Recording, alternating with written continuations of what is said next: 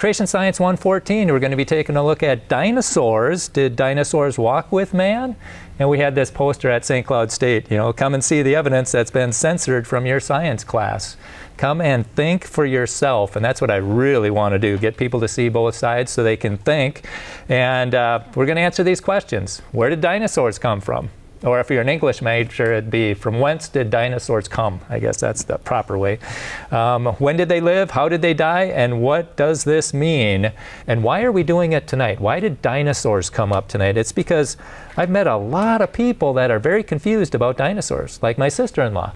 She asked in the youth group, she asked about dinosaurs, and they threw her out. They said, your questions are causing the other students' faith to be weakened. And then a college student that I met at Northwestern, he wants to be a pastor, and he's teaching second graders at his church, and a little girl asked him about dinosaurs, and he didn't know what to tell her. And a college student, we had a creation club here, and at the end of the meeting, she goes, what happened to the dinosaurs? So there's a lot of confusion. A Sunday school attendee that we were talking to, she didn't know biblically what happened. And then we were in the nursery, and there's dinosaurs there, and we're playing with the dinosaurs with the kids. And I said, yeah, God made these. God made the dinosaurs. Yeah, and he made them on the same day he made the squirrels. He made the land animals on day 6. And then as we're cleaning up and getting ready for the parents to come, and I said, okay, guys, when did God make the dinosaurs? And the little 5-year-old says, same day he made the squirrels. And he says, and I want to be a scientist. I want to study dinosaurs. And I said, that's great. But there's scientists that don't believe in God, some scientists. And you know how you can tell if they do or don't? And I said, ask them, where did people come from? If they point you to Adam and Eve, they believe what God said. If they don't point you to Adam and Eve, they don't believe what God said. And so, yeah, and then there was a friend, and we went upstairs and talking about it, and that guy didn't know about dinosaurs. And then even that Christian club at St. Cloud, I'm not going to say the name, but it used to have Christ in the title, but they got rid of that. And they had a table there, and I asked them, what would you tell a student who asked you about dinosaurs? There's probably 6 or 8, Christians there at the table. And they just kind of pointed at the leader. They didn't really know what to say. And the leader said, Leviathan? It's like, well, that's part of it, but I explained the dinosaur for them all to hear. The biblical interpretation of dinosaurs is they were made on day 6 with all the other land animals. 2 of every kind got on the ark. They were young dinosaurs, so they could get in the door. And then the flood came and killed everything else that wasn't on the ark. Killed all the dinosaurs, all the people, and that's where we get our fossils. The fossils, the bones, they got buried in mud, they turned into fossils, and then they got off the ark and people called them dragons. And when I had said dragon, that's when my sister-in-law, you could see the light bulbs go on. Yeah, and when you hear dragon, think dinosaur. And then people killed them, and they carved them in castles and temples and in the state parks. And then, so that's the biblical interpretation of dinosaurs. And we have to get that out there because there's a lot of confusion about that. And I was pretty blessed. Just last week, there was somebody from a Bible camp that was at our church, and I asked her, well, if a kid asked somebody at the Bible camp about dinosaurs, what would they say? What answer would they get? And she goes, well, it depends on who they ask. And so I asked her, well, what would you say? And it turns out that she believed they were made on day 6, roughly 6,000 years ago. And I thought, good. That's what I like.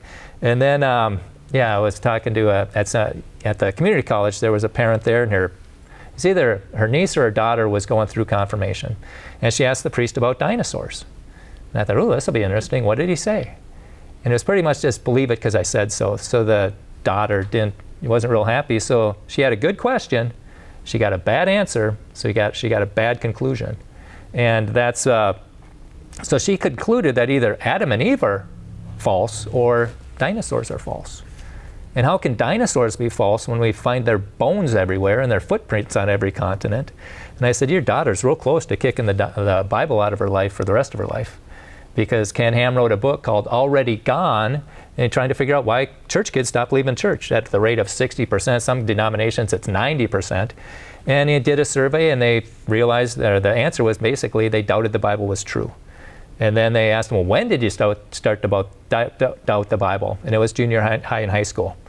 And not coincidentally, that's when the Big Bang and evolution are being taught as dogma. And so now the kid has to decide, am I going to believe what the Bible says, or am I going to believe what the scientists say? And so this is where we have to equip the kids young. They have to start asking questions. With the Big Bang, they have to start asking, where did the matter come from? The scientists don't know. And when they get taught evolution, how did life begin? The scientists don't know, but that's a whole nother talk. But where do they get millions of years? Anybody want to guess? The dinosaurs are clearly 65 million years old. How do you know, that's in all the textbooks, all the museums. How do you think they get that? The millions of years. Because they need it.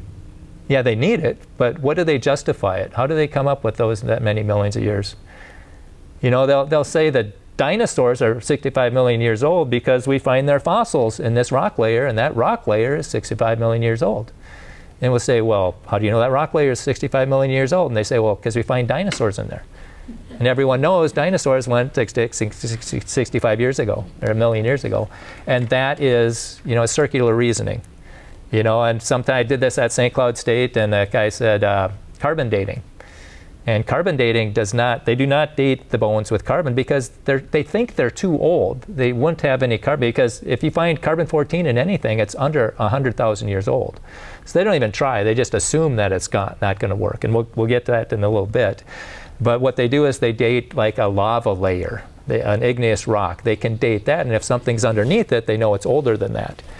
And there was a KBS Tuft. They had a layer that was like 230 million years old, and then they found a human skull underneath it. And that really blew them away. So they had to keep testing and testing and testing and trying to figure it out. And they never used a dating method. They just figured, oh, there's pigs in this layer. And we know when the pigs went extinct. So that's how they do it. But anyhow. But basically with radiocarbon dating, there's 3 unknowable assumptions. They don't know the initial condition of the rock, like uranium decays to lead. They don't know if there's any uranium in the beginning. They also don't know if the decay rate's been constant over millions of years, especially with our magnetic field declining as rapidly as it is. And then they also don't know if the rock's been contaminated. And what would contaminate it? It's water. Water can wash elements in and out. That's why we don't have lead pipes. And Jay Siegert, he does a really good illustration of this. He spoke at TCCSA. You can see his whole talk on the YouTube channel, or they made highlights of this.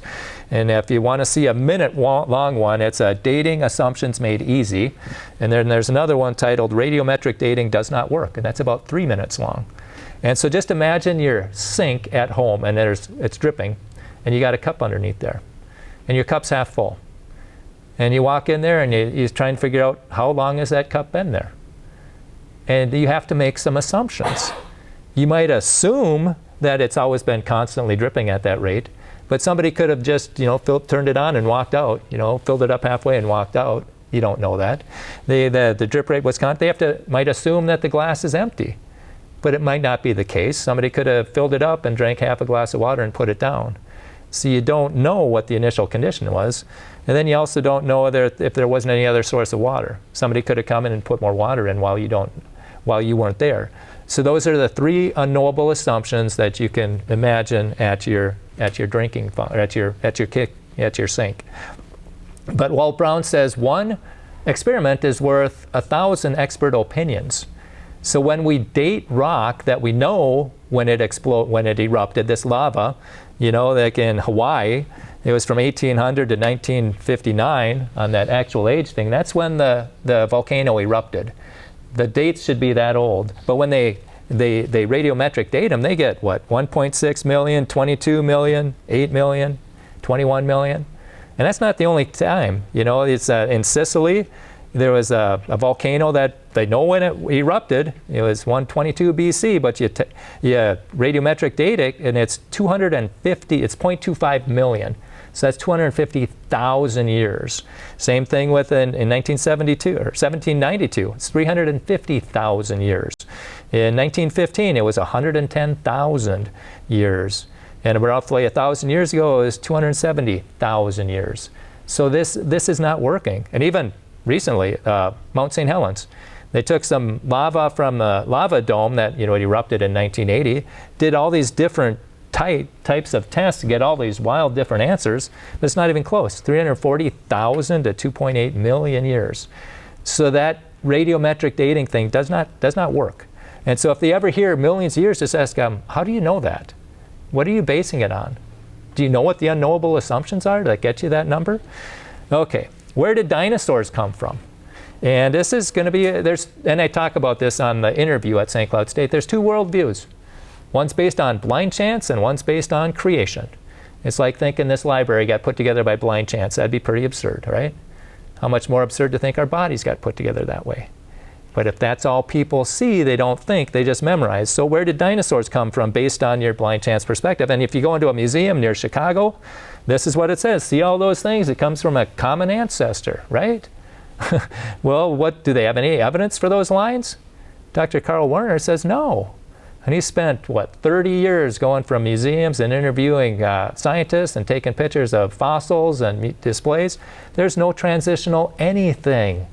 It's just, what did Matthew call it? It's called wishful thinking. That's all it is. It's just wishful thinking. And so you got these two worldviews. Where did dinosaurs come from? Well, if you believe in blind chance, you believe they came from that first single living cell. 4 billion years ago. That little cell turned into all the plants and animals and people that have ever lived. That's what their blind chance perspective is. But if you believe in the Bible, what the Bible says, it was created on day 6, roughly 6,000 years ago. Okay, those are the two perspectives. So what's at the bottom of it? Under creation, God made the dinosaurs. That makes sense to me. But under blind chance, dinosaurs came from rocks. It's like, what? That doesn't make sense. Well, how do I get that? Well, here's a college textbook. It's trying to explain how life began. It said most of the rain immediately vaporized again as it struck hot rock, and the hot steamy code of the condensation and vaporization continued for millions of years. So it rained on the rock. And then what happened? Somehow, despite this harsh environment, living organisms appeared. So somehow, the dinosaurs started right then. Somehow. Scientific. Yeah, right. Somehow it came from a rock. And that's the thing, when people say they believe in science, not religion, I ask them, well, what do you mean by science? And I said, do you mean like the scientific method where it's observable, testable, repeatable, falsifiable? And they say, yeah. And I said, well, somehow it's not. Raining on rocks for millions of years, that's not science. It's in a science book, I know, but it's not science. So you have to separate the science from the fiction, and that's a whole nother talk. We've got a little bit of that at the end if we have time. But what does the evidence show? Does it show gradual things changing from one thing into another? No. It shows sudden appearance with the Cambrian explosion, and then it shows status, doesn't change. And this evolutionist, this Mark Pagel, he's writing in Oxford, he says, but instead of finding the slow, smooth, and progressive changes Lyell and Darwin had expected, and that's how you tell a good theory, can it make accurate predictions? They predicted they'd find all these transitional fossils, and they didn't find them. And Darwin says, well, that's because we just haven't dug up enough. Well, now we've dug up enough, and we don't see them. So their prediction is wrong. New species appearing seemingly out of nowhere and then remaining unchanged for millions of years, patterns hauntingly reminiscent of creation. So what they find in the dirt validates what we read in the Bible. They were formed and then they didn't change. They produce after their kind. They might be variation within a kind, but they don't change into something else. Okay, so now when did dinosaurs live? Again, it depends if you believe in blind chance or creation. Blind chance says it's 65 million years ago. And again, they get circular reasoning to do that. And then creation, it's thousands of years ago. And Creation Science 103, we took a look at how old is the Earth biblically, how old is it scientifically. And it points strongly to thousands. But some people will say, well, couldn't God use evolution to make dinosaurs? Well, God's God. God can do whatever he wants, right? But he can't lie. So if he said he did it in 6 days, he did it in 6 days. This isn't a matter of what God could have done. It's a matter of what God said he did. The real question is, are you going to believe what God said? And they try and that's the problem we're having in the church. We're taking secular models and we're trying to squeeze them into the Bible. They take evolution and slap a cross on it. Now you got theistic evolution. You take plate tectonics, you speed it up a million times, and now you got catastrophic plate tectonics. And I think we should start with the Bible. And I think that's where we're going to, especially if it's making accurate predictions. Okay, and so it's very difficult. Come on in if you want. No, okay. All right. But the people that try to squeeze evolution into the Bible, it's illogical. Because you can't believe two opposing things at the same time in the same way. That's the law of non-contradiction. You can't have, the earth before the sun like the Bible says, or the sun and stars before the earth like evolution says, like Big Bangers, like blind chancers say. You can't believe them both at the same time. And they'll do mental gymnastics and say, well, we just couldn't see the sun at the time. The sky cleared so the writer could see it. And it's like, okay, how about the whale? Did the whale come before land animals, like the Bible clearly says, or did whales come after land animals, like evolution says? There was a land animal that went back into the sea. Which one is it? You can't believe both at the same time. And so that's another talk too. But how old are they? Scientifically, when did the dinosaurs live? And this is Mary Schweitzer, when she is a shy paleontologist, found soft, fresh-looking tissue inside a T-Rex femur. She erased a line between past and present. Then all blank broke loose. And the guy looked at it and said, do you realize you've got red blood cells in that bone? And I just got goosebumps because everyone knows these things don't last for 65 million years. Everyone knows that. It can't last 65 million years. And Schweitzer showed Horner the slide. She recalls, Jack said, prove to me they're not red blood cells. He's not real fired up about finding something that's going to cause that geologic column to fall apart. And we'll see that later too. Okay, yet this seems impossible according to the prevailing understanding. Everyone knows how soft tissues degrade. If you take a blood sample and you stick it on a shelf, you'll have nothing recognizable in about a week. So why would there be anything left in dinosaurs? Yeah, and they said they found transparent blood vessels. Uh-oh, this isn't happening. Sure enough, vessels all over the place. And they can't last that long. Collagen, they just did a Creation Research Society. I think they did an experiment. Collagen, the longest that can last is 1 million years.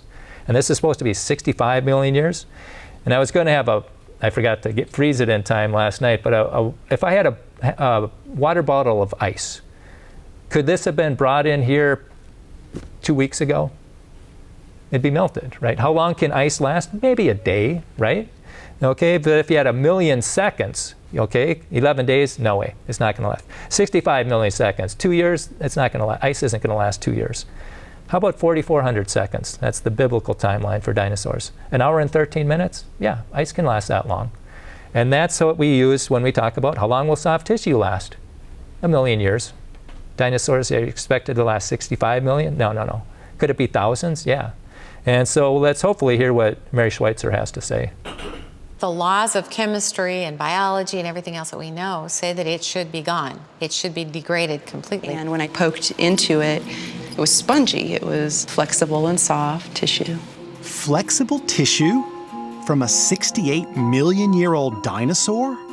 Blood vessels. There they are. Transparent, hollow, pliable, flexible, branching blood vessels that contain small, round, red microstructures floating in the vessels. I said, this is not possible. Do it again. We got another piece of bone. We put it in the solution. We waited 2 or 3 or 4 weeks. Looked again, more blood vessels. We must have repeated that with probably 17 or 18 different fragments of bone. Is that amazing to find this kind of soft tissue in a fossil this old? And what can the soft tissue really tell us? Well, it's very amazing. It's utterly shocking, actually, because it flies in the face of everything that we understand about how tissues and cells degrade. It's not something that any one of us could ever predict or hope for. Soft tissue shouldn't be there. Blood cells shouldn't be there, and yet they are. And this researcher, this is an article from creation.com.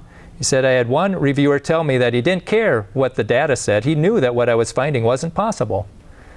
And so she wrote back and said, well, what data would convince you? And he said, none. He's going to believe in 65 million years old, doesn't matter what you find in that. So they will not change that geologic column. Right? Will not, that's the New Testament for the atheist. They will not change that. It doesn't matter what they find, because if they misdated the dinosaurs, they misdated everything. And they can't have that, so they're just going to say, they're just going to plug their eyes and plug their ears and just pretend this doesn't happen, that it hasn't happened. Bob Enyart offered Jack Horner $20,000 to carbon date that bone, and he won't do it. He won't do it. And you can listen to this thing online if you watch this again, but it's on Real Science Radio. It's the August 14th, 2009 show at about 18:15 in there. You can listen to Jack him and haw.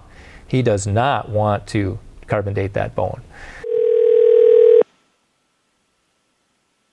Hello. Hello, could I speak to Jack Horner? Yeah, who's calling?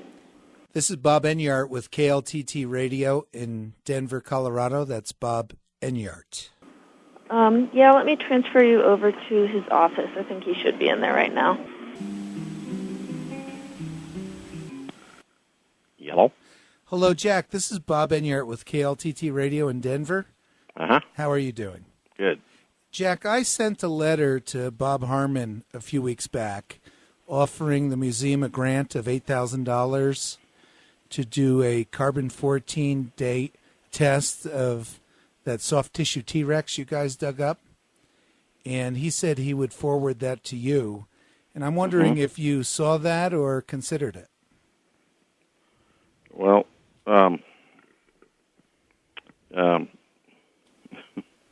carbon-14 doesn't work on something that old. I understand that, and normally we wouldn't expect to get soft tissue out of a T-Rex skeleton either, but sometimes science proceeds by crossing your T's and dotting your I's, and you guys might have other things you'd like to carbon-14 at the same time.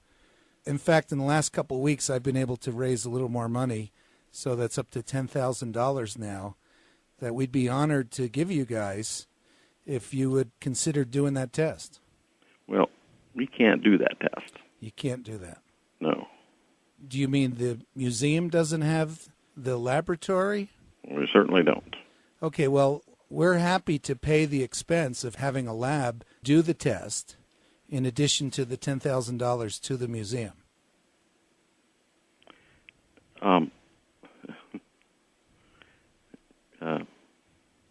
Do you know how carbon-14 works? Yeah, I'm familiar, and I realize it's useless for anything over maybe 50,000 years or so. But I've done a talk show in Denver for 15 years, and there's a group of folks interested in science. Of course, that discovery caught their attention, and they thought, well, it'd be logical to do this, to just go ahead and do it, even though nobody would be inclined to do it, just like nobody would be inclined to look for soft tissue inside of a T-Rex. Well, yeah, and, we're still trying to figure out what it is, what it's actually made of. Right, exactly, whether it's hemoglobin or whatever. Well, Jack, is the amount too small that it's just not worth the consideration? No, that's not it. Okay. What if I were able to raise more money? No, the amount of money has nothing to do with it. Mm-hmm. Because carbon-14 doesn't work on something like this, right, your results that you get could be all over the place. Well, they should be infinity. It should be not datable. In other words, it shouldn't come back saying it's 25,000 years old. Right. It should be infinity. And so that'll be a worthwhile... Well, infinity isn't exactly what you get. Okay. I mean, it's like trying to date a piece of concrete. Right. You wouldn't have to have carbon in it. Right. You wouldn't use carbon-14. Now, the skeleton is not fossilized. Isn't that true, or largely not? Well, it's the bone is made of calcium phosphate. Mm-hmm. And like I say, we're still trying to figure out what the actual soft tissue is. Right. And see, we were hoping that a test like this would just add another bit of scientific information that you would have at your disposal. And also, in that grant letter, we asked if it could be a blind test with 5 different specimens, and therefore then the museum could test 4 other specimens that you might want to have carbon-14 dated, and so you could put it all in the same batch, and those testing then will pay the cost of that. That'll be free to the museum plus the $10,000 grant.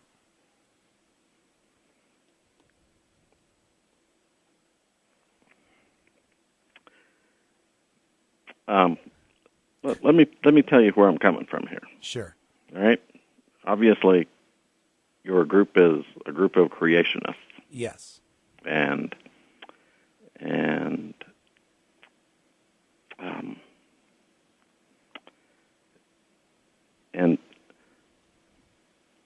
spin they can get off of it, Right. doing it, is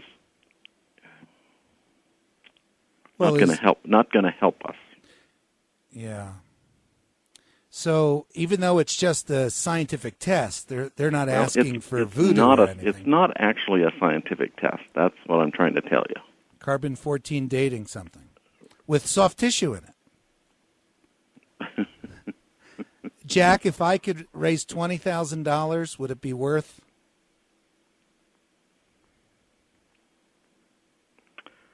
I will talk to Mary Schweitzer about it. Okay. I appreciate that. And how about this? I'll resend you the grant letter with the amount of $20,000 in it. And then you could talk to Mary and we'll see where it goes. I want to know what group is sponsoring it. Okay. Mhm. It's I mean I need some really specific details about. Sure. And don't just tell it to me straight. Of okay. course. I've hosted a daily talk show for 15 years. We're on a 50,000 watt AM station, KLTT. And there's a local church here, Denver Bible Church, that's offered to help. But we also have pledges from any number of individuals in the Denver community. Okay. So we could, if you guys agree, we could send you the check within 24 hours. Okay. Well, let me talk to Mary and let me just talk to a few people. Okay. Because I don't want to, I can't afford to have it turn into a circus. Right. Well, I do understand that, and I appreciate your time. So, okay. I will see Mary this next week. Oh, that's fabulous. I'd be happy to call you back in 2 weeks from now. Mm-hmm. All right. Thank you so much, Jack. You're very welcome. Okay. Bye-bye. Thanks. Bye-bye.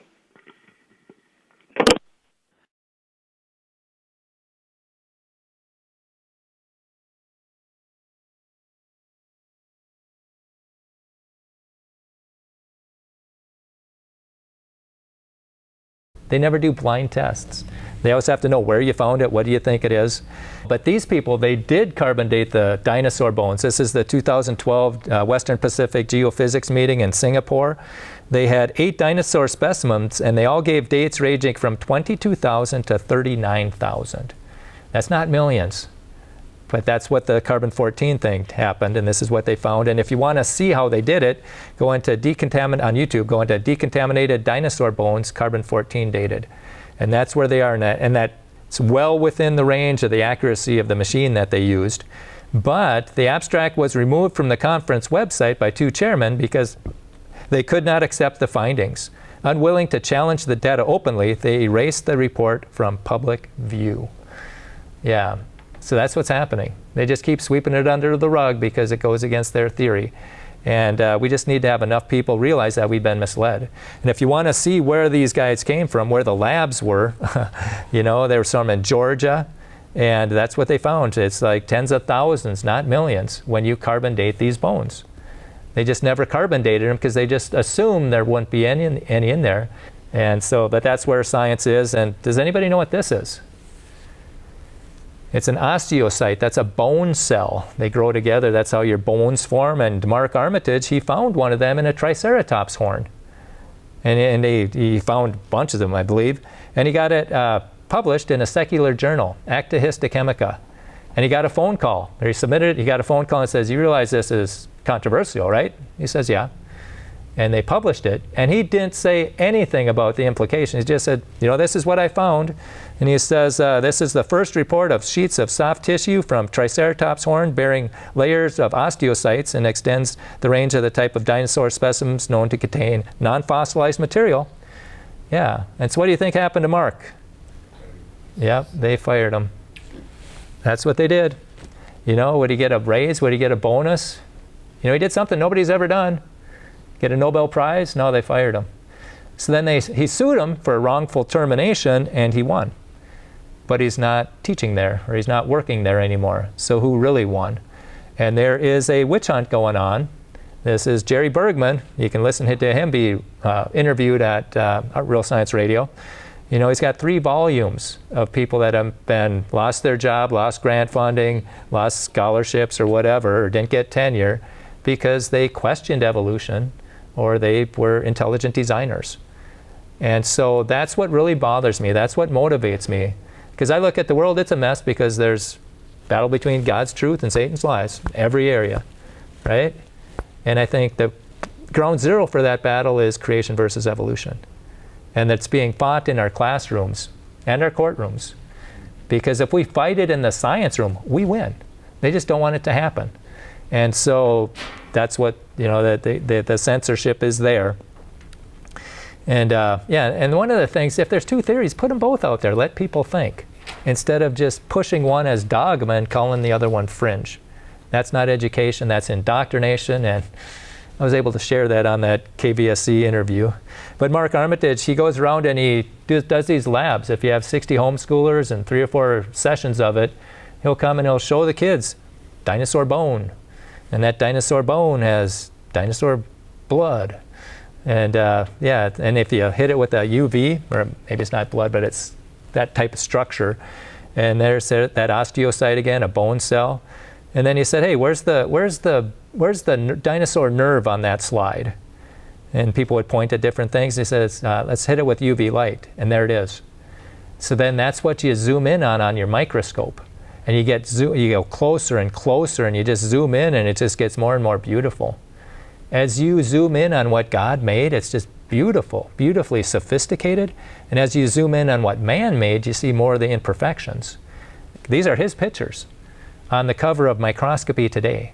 And nerves cannot last millions of years.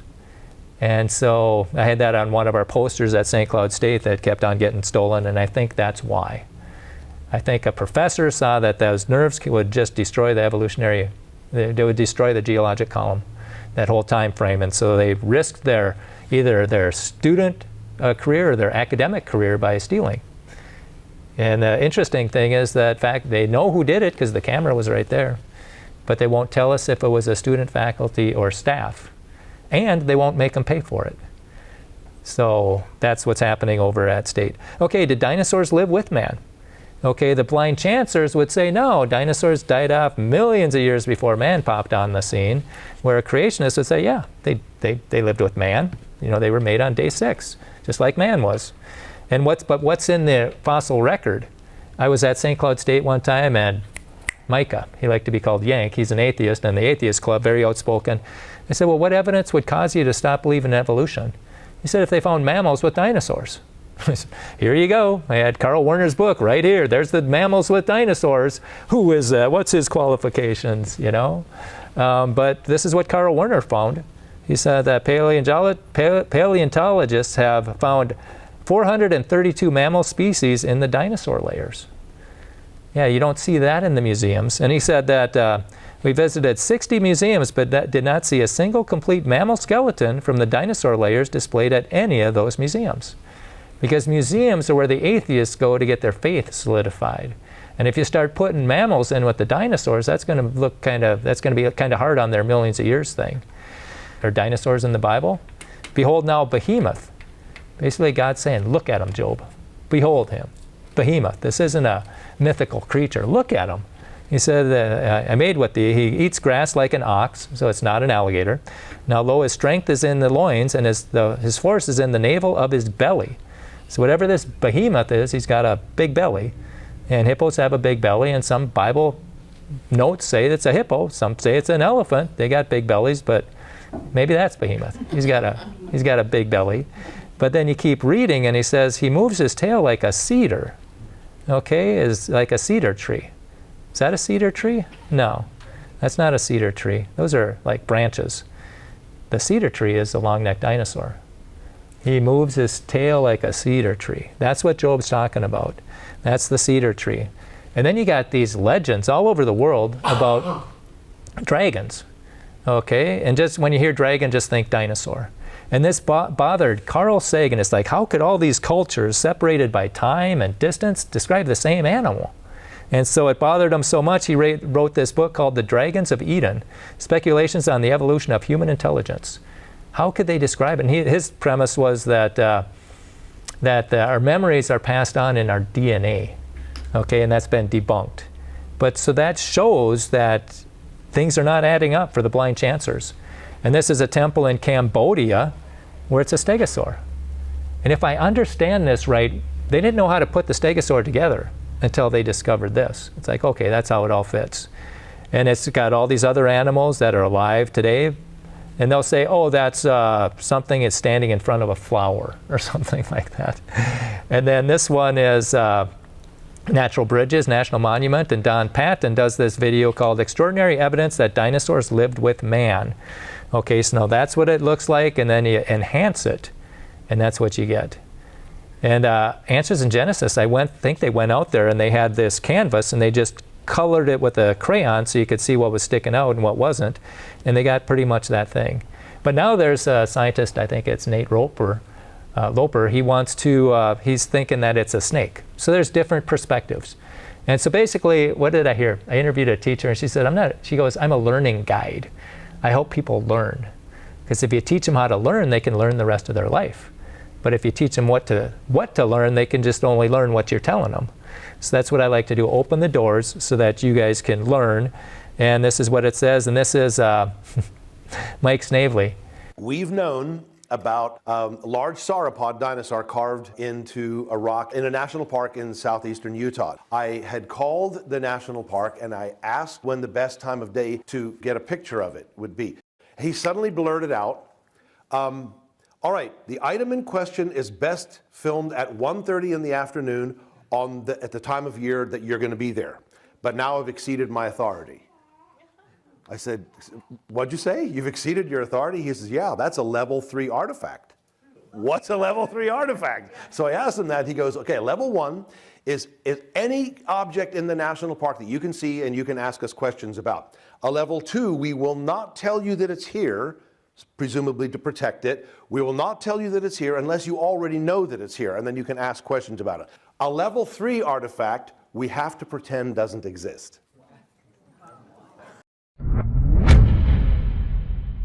And you can hear him say that on TCCSA.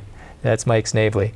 And then this is Bishop Bell's brass behemoths. There's on the floor, there's a relief of animals going around Bishop Bell's grave inside the church. And that's the problem. They got Darwin inside of the church, buried inside the church, and that's pretty symbolic. You got evolution inside the church. That's not a good thing. But this, it looks like 2 long-necked dinosaurs with their necks crossed, and it just kind of wore away where you don't see their heads.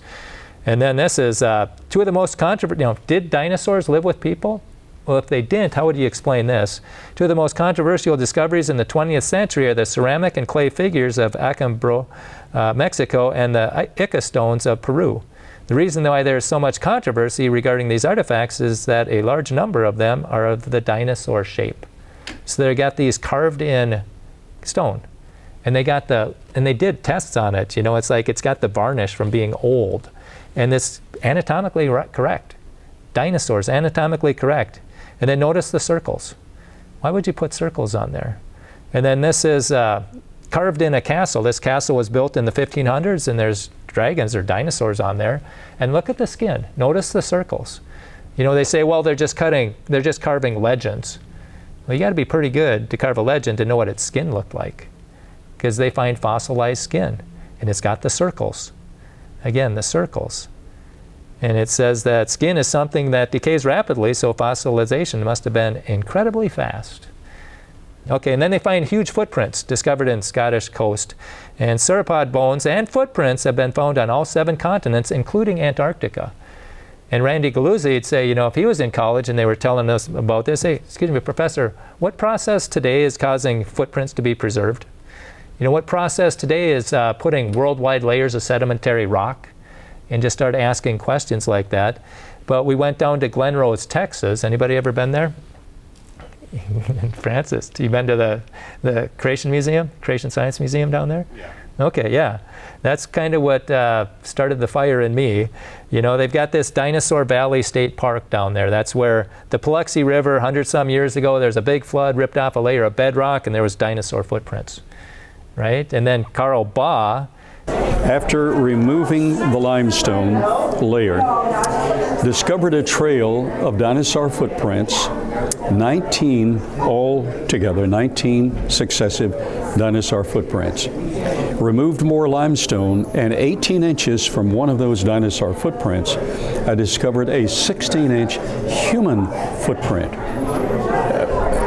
Genuine in every detail. The great toe, which is unique to man, second, third, fourth little toe, metatarsal arch, the ball section of the foot, the medial section, which includes the interior ball section of the foot, and the lateral with a bulge. All of that is unique to mankind.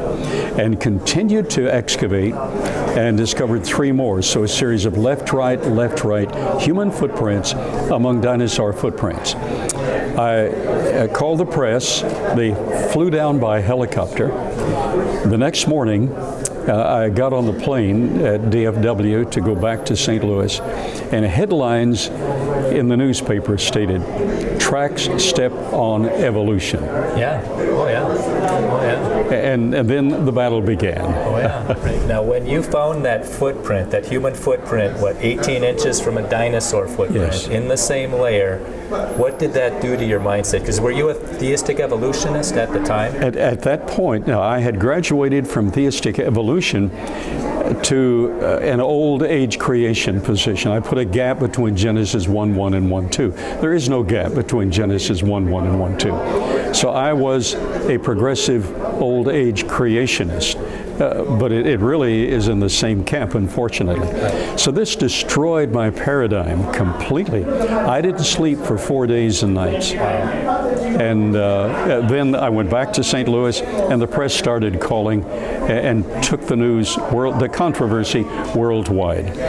And I'd like to say that every honest person has identified with it. They too have to go through a catharsis, a complete change of mindset in order to accept this. And even some very good creationists are hesitant to accept this because the evolutionists have targeted everything we do, and of course propagandized every false idea they can. But that's fine. We would expect that because this destroys their religion. It does. It does. But it supports the true religion and the true God, and the Bible as being the Word of God. Amen. So he became a young earth creationist, to his credit. This is the museum he's got. It's a Creation Evidence Museum, I believe it's called. And I came out of there and I was upset. It's like, why do I got to go to Texas to learn this? Why isn't this common knowledge? Why doesn't somebody do something? So I thought, well, I'll prepare. And perhaps my chance will come. And it started coming, because inside that museum, you've got a dinosaur footprint and a human footprint. That's not millions of years apart. Yeah, and then they had compression ridges underneath each of them. And they found a hand footprint or a handprint in a rock. And somebody, I think it was Don Slinger, he was talking when he was growing up in Murray County or Nobles County, one of them, but his neighbor had a rock that had a handprint in it. And so he called up some geological society or whatever. They came out and got it. Never heard about it again. So that's kind of hard on the theory too. And also he wants to build this hyperbaric chamber. The other thing that pops into my mind too is your biosphere. Yes. And that's, your piranhas grow like 4 times bigger and even bigger than that. Oh yes, and we're now building a huge biosphere to simulate those conditions before the worldwide flood. Which would be more oxygen, more air pressure, higher magnetic field. That is correct. Those are the primary parameters. Okay. Yes. And I heard the piranha outgrew its tank, so it got to be it did. It got to be like 2 feet long or so, or a Yes. foot? Yes. Wow. What did you do with the piranha then? We had to give it back or sacrifice it, and we didn't want to sacrifice it. Give it back to? Give it back to the gentleman who gave it to us as just a tiny, just a tiny one. Yes, a little minnow almost. Yeah, wow. And so he put it back in his pond. Wow, okay. Well,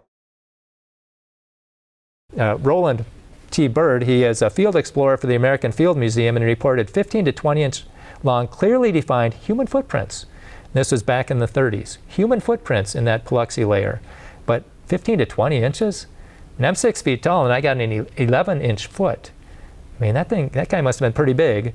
And were there giants in the earth in those days? Well, yeah. There were giants in the earth in those days, and after that. And so there was a giant just 100 years ago. This is in Alton, Illinois. Robert Wadlow. He grew to be 8 feet 11 inches, 439 pounds, and his foot was 18 inches. And he lived to be 22. He just never stopped growing. And when he was 13, he was the world's tallest Boy Scout. 7'4", 270 pounds. That's like Shaquille O'Neal or Yao Ming. Just a huge NBA player. But there's the trail. There's footprints. And people say, well, they eroded. No, they couldn't erode left, right. Then they say, yeah, they carved them. And I encourage people to watch this. Extraordinary Evidence That Dinosaurs Lived with Man. That's by Don Patton. And then Creation and Symphony, that's Dr. Carl Baugh. And from those videos, you got dinosaur tracks with giant man tracks. That's what used to be there. And listen to the locals talk about it. And they say, well, it must be something else. And it was, I guess, apparently the Dallas Crime Lab went out there and said, no, these are human footprints. And they said, well, they must have been carved. So then Stan Taylor removed 6 feet of clay where the path was going into the riverbank and found 9 more tracks in the left-right pattern. Can't carve that. They lived with, those are human footprints. That's how I take it. And some people say, well, you know, this footprint here, the Burdak one, that was just carved. And so then they cut it in half, and there was compression ridges under it. It was compressed where it set down. You can't carve that.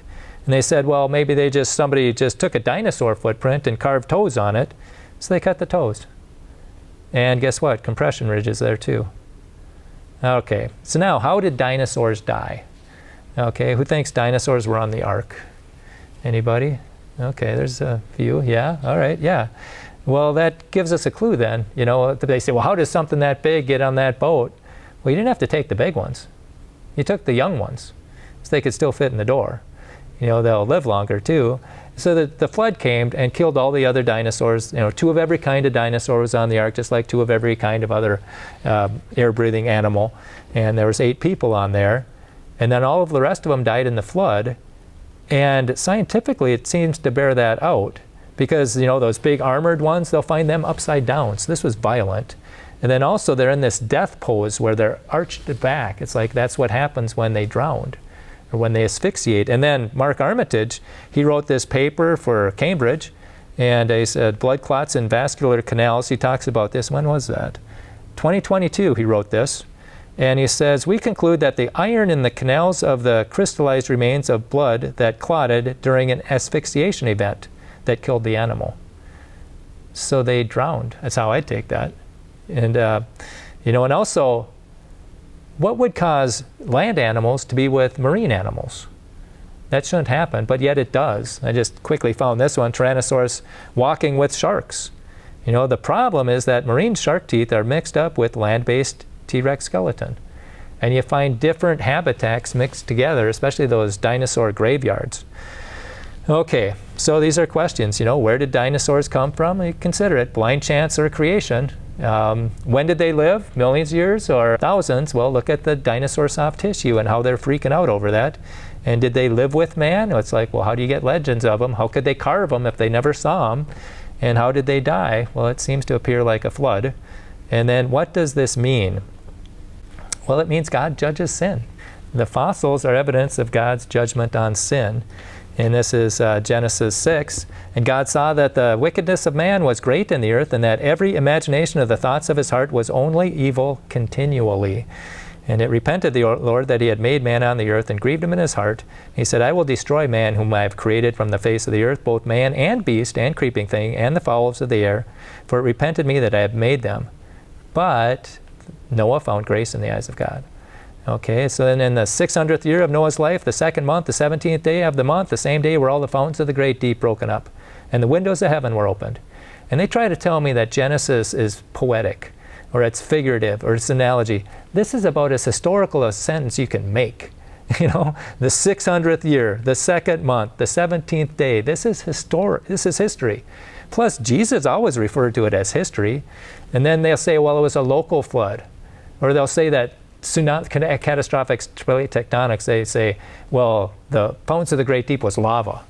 And where did the water come from? Well, it was just tidal waves going across the continents. Well, the Bible says, and the waters prevailed exceedingly upon the earth, and all the high hills that were under the whole heaven were covered. That's not tidal waves. 15 cubits upward did the waters prevail, and the mountains were covered. This is a cubit, okay? And all the flesh died that moved on the earth, not just local ones. You know, both fowl and cattle and beast and creeping thing that creepeth upon the earth, and every man, all in whose nostrils was the breath of life, of all that was in dry land, died, except for those that were in the ark. And so that tells us God judges sin. And then this is Jesus talking, and it says Luke 17, and as it was in the days of Noah, so shall it be in the days of the Son of Man. They did eat, they drank, they married wives, they were given in marriage till the day that Noah entered into the ark, and the flood came and destroyed them all. So Jesus is talking about it like an historical event, and he should be our example. You know, if we're not following Jesus' example, we are on thin ice. Okay, and for if God spared not the angels that sinned, but this is 2 Peter, but cast them down to hell and delivered them into the chains of darkness to be reserved unto judgment, and spared not the old world, but saved Noah, the eighth person, a preacher of righteousness, bringing in the flood upon the world of the ungodly. And the people who say it's a local flood, it's like, well, then God's a liar. He gave us a rainbow saying he's never going to do it again. There's been lots of local floods. And then this is 2 Peter chapter 2. The Lord knows how to deliver the godly out of temptation and to reserve the unjust unto the day of judgment to be punished. So what does this mean? This means that we have an important message for the world. We need to reach people with this message. There's a coming judgment, and we need to put our faith in Christ if we want to escape that judgment, just like people could have got on the ark and escaped that judgment.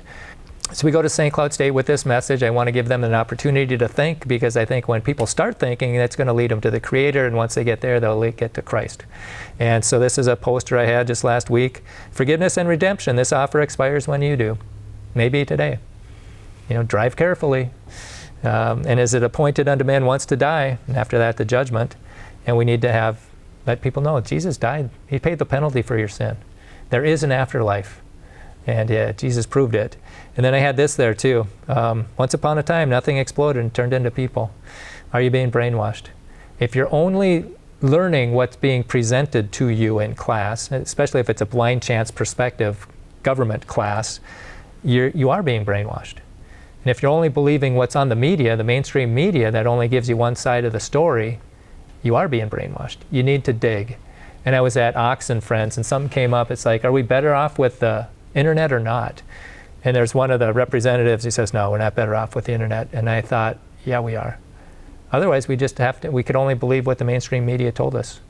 And there'd be a lot of stuff that we wouldn't know. So anyhow, and coming up on Tuesday night, and this is a good, Alex Newman, anybody know who that is? Alex Newman, he's editor for the, he edits for Epoch Times at times, and he's also the Sentinel Report, Liberty Freedom Report, Sentinel Report. He's got a big microphone. He speaks like 5 languages. He grew up around the world. He seems to have a pretty good handle on things, but he's going to be talking about transhumanism 2.0 on Tuesday night. You can go into tccsa.tc, and he's talking about how this is the oldest lie in the book. Satan's trying to get people to think that they're going to be God, and there are people who think they're going to be God. They're not going to die. And he's going to expose that, so that would be a good one. That's this next Tuesday. And then again, we got Dr. Randy Galuza, April 21st. That's going to be at 7 p.m. We could carpool around here a little after 5, I suppose, just in case the traffic's bad. Okay, I want you to put on your thinking caps, your critical thinking skills. Separate the facts from the conclusion. Okay, this is again from the textbook. A fact is a verifiable piece of information, whereas a conclusion is a judgment based upon the facts. So a fact is verifiable. Okay, the news media often mix facts with conclusions without indicating which is which. Well, so do the scientists. So I'm going to read some stuff. You have to decide, is this a fact or is this a conclusion? Okay, they found a new massive dinosaur skeleton, and it was this team recovered some 70% of the bones of Dreadnoughtus had below his head. Now, is that a fact? Who thinks that's a fact? Can that be verified? Who thinks that's a conclusion? Okay, well, they can verify it. There the bones are. So that is a fact. How about this? Some 80 million years ago, a raging torrent swept away 2 Dreadnoughtuses, perhaps already dead, before dumping them on a bed of quicksand-like sediment. In a stroke of luck for scientists, the mire swallowed the animals whole. They're about as long as a Boeing 747. Okay, so now is this a fact or is this a conclusion? That would be a conclusion. That's not a fact. You can't verify 80 million years. But it's in the same article. So you have to decide now, is this verifiable or is this an interpretation? Here's another one. At 85 feet long, weighing about 65 tons, they found this dinosaur species. Is that a fact? Or is that a conclusion? Okay, well, you can lay them out. You can lay it out, you know, and I suppose there's some interpretation in there. But how about this one? You know, how about Dreadnoughtus? It had a tail, a neck vertebrae with a diameter of over a yard. Okay, so you got a vertebrae like this. Would that be a fact, or would that be a conclusion? Any chiropractors there? How'd you like to adjust somebody like that? But yeah, you can show them the vertebrae. That would be a fact. That's what they found. How about this? 2 skeletons are evidence that the individuals were buried in sediment rapidly before their bodies fully decomposed. You notice they always have to be buried rapidly, because that's the only way a fossil forms. That dead deer on the side of the road, that's not going to turn into a fossil. That's going to get decomposed and scavenged. The only way a fossil forms is if it's laid down rapidly. Therefore, any layer of rock that has fossils in it was laid down rapidly. And that's the whole geologic column. That points strongly to a flood.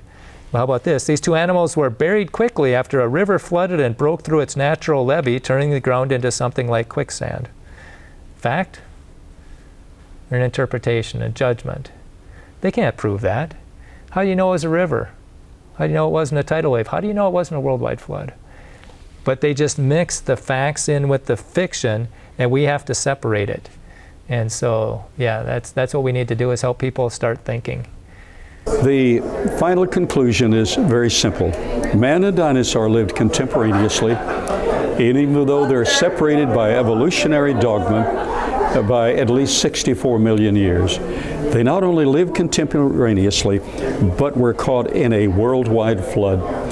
And this is devastating to evolutionary theory, but very supportive of the biblical record of creation as detailed in the Holy Scriptures. Thank you for standing for the truth of creation and the truth of our Savior Jesus Christ, our Creator. Amen. Well, thank you for blazing a trail for us. This is quite an honor for me. Thank you. One of my heroes. Privilege is mine. Thank you so much. Have a blessed day. But yeah, it was a tremendous blessing to be able to interview him. Okay, so with that, I thank you so much for your attention and appreciate the attendance.